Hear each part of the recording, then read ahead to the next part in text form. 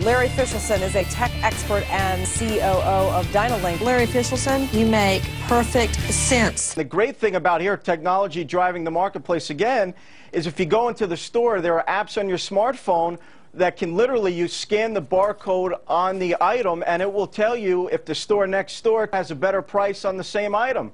So you could also go into malls. There's a thing called Fast Mall where the app tells you where everything in the mall is, literally where you park your car. So the old adage of the battle is won before it's fought can be done now through technology. The smartphone revolution has now pushed the game. This administration is killing jobs. We need to bring back the American dream. And the way to bring back the American dream is to have a true council on jobs. And that's repealing Obamacare, Sarbanes-Oxley, Dodd-Frank, the EPA, lowering the corporate tax rate. It's small business that creates 70% of the jobs. We want to hire. The best investment in a business is people. So what we need to do is the taxations and the regulations, there needs to be a plan in place. If you put that plan in place, you'll let trickle-down economics work as it should. That's the problem. What smells fishy to you about this deal, about the fact that they got approval so quickly?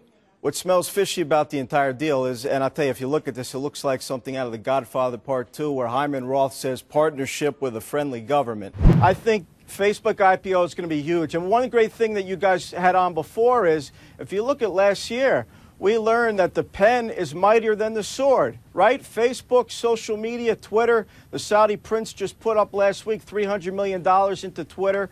So we see the power of the social media. That's a major story. Now, back to your question, there's 800 million users on Facebook. So I truly believe it is the real deal. The most important thing that he said was that the machines need to work for the consumer instead of everybody that went ahead and built stuff based on whatever Wall Street said. So the machine needs to work for the customer. And that's why he succeeded.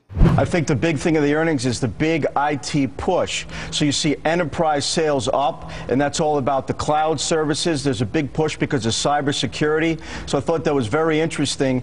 You know, enterprise software is the big play here, and it didn't get hit by the Eurozone issues and other outlying recession issues. Are these the kinds of things that people are actually sending?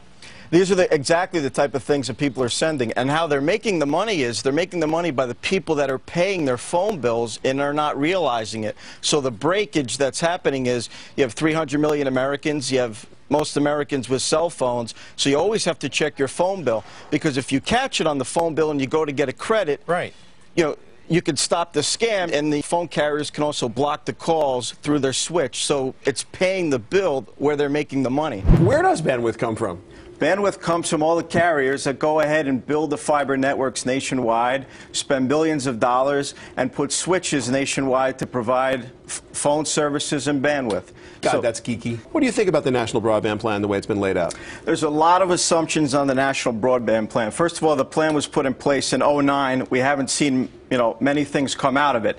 The issue now with the wireless stimulus plan that they're talking about is, first of all, I don't see it getting passed through Congress with all the spending that needs to be done. It seems to be the trend of the current administration to try and regulate everything. Between Obamacare and everything else that they're trying to regulate the Internet is economy affecting. Her phone was powered down at 8 p.m. that evening. How do we know that?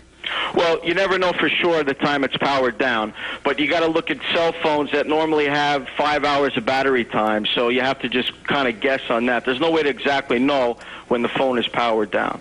If you're in the communications business and you can't communicate and you don't handle public relations, you're dead. It's horrible. And another reason why I believe that they're dead is, if you look at it, you have to have something coming out next. So they just announced Mobile Fusion is going to come out next. Mobile Fusion is a back-end software that helps the IT departments. That's not going to drive the sales with the tablets, which is what they were looking for.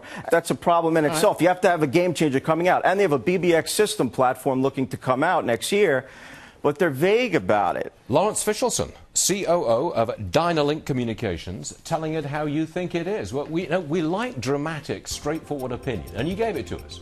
Rim's dead. Okay.